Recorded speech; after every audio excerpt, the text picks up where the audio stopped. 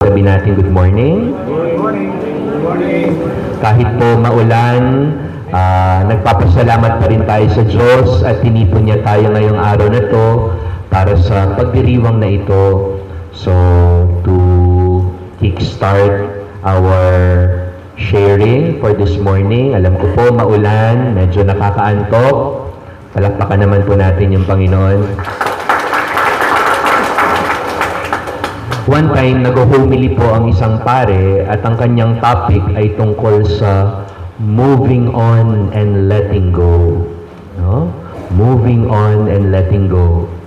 The next week, yun na naman yung topic ni Father. Moving on and letting go. Second week na. And then come the third week, yun pa rin ang topic ni Father. Moving on and letting go. Mag-iisang buwan na at every Sunday ang topic ni Father, moving on and letting go. Kaya meron pong isang parishioner ang nag-confront kay Father. Father, bakit po palaging topic ng homily ninyo, moving on and letting go? Wala na po bang bago? Sawang-sawa na po kaming marinig. 1 month na po niyan. Moving on and letting go ang sinasabi ninyo. Bakit po ba yan parati ang topic ninyo?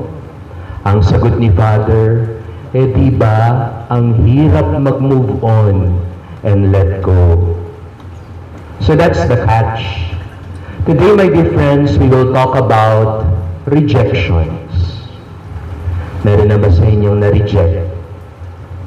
I think in one way or another, lahat tayo naka-experience nito. Be it in relationships, be it in professional work, be it in your talents. At isa lang po ang common denominator.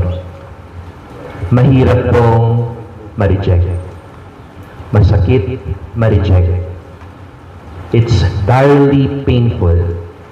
And at times, humiliating. Makapanliliit ng tingin sa sarili. That's the nature of being rejected. Bakit kaya masakit? Bakit kaya mahirap harapin ang rejection? Dahil nag-invest tayo sa isang bagay. And we are shunned away like nothing. We gave our all, our 100%, for example, and yet other people will see it as irrelevant. We worked hard for something, pero para sa iba, it's still inadequate. Sa madaling salita, hindi siya pasok sa banga, nagkulang, sumablay, hindi pumasa. That's why we cannot blame ourselves for feeling hurt for the many rejections of our lives. Ang Panginoong Jesucristo po natin, sinabi niya sa Ebanghelyo that many of us who will do the mission will be rejected. Some households will accept us peacefully, but others will not.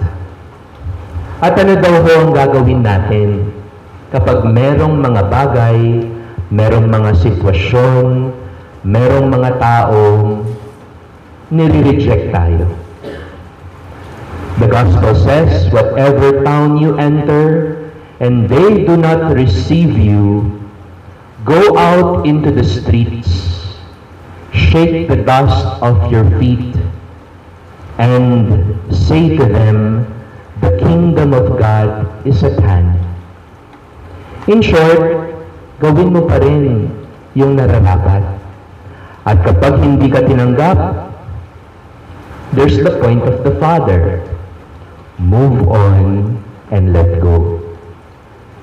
But the question we would like to ask ourselves today is this: how do we properly respond to rejections as Christians?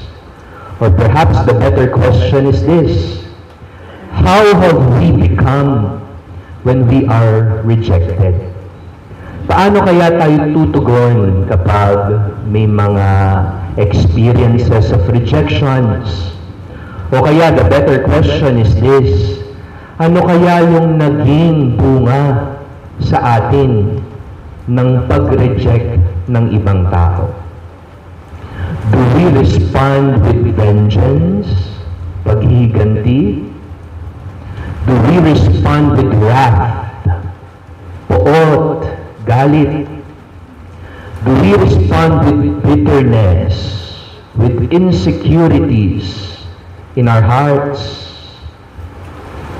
Parte ho siguro yun ng proseso. Pero kung yun lang, hindi yun yung makakristyanong paraan.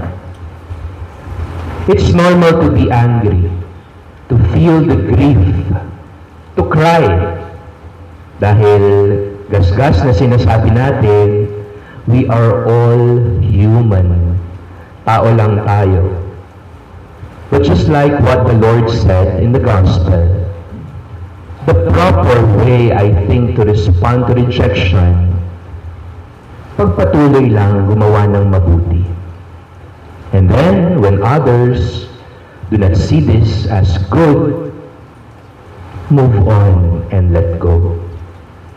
My dear sisters and brothers, I believe it's true that sometimes, or even most of the time, rejections are not the end in themselves. But we know this for a fact, that many times our experiences of rejections are God's way of redirecting us to a better purpose. Rejections are redirections too. They are redirections to a larger endeavor, a new purpose, and sometimes even a greater mission. Amen?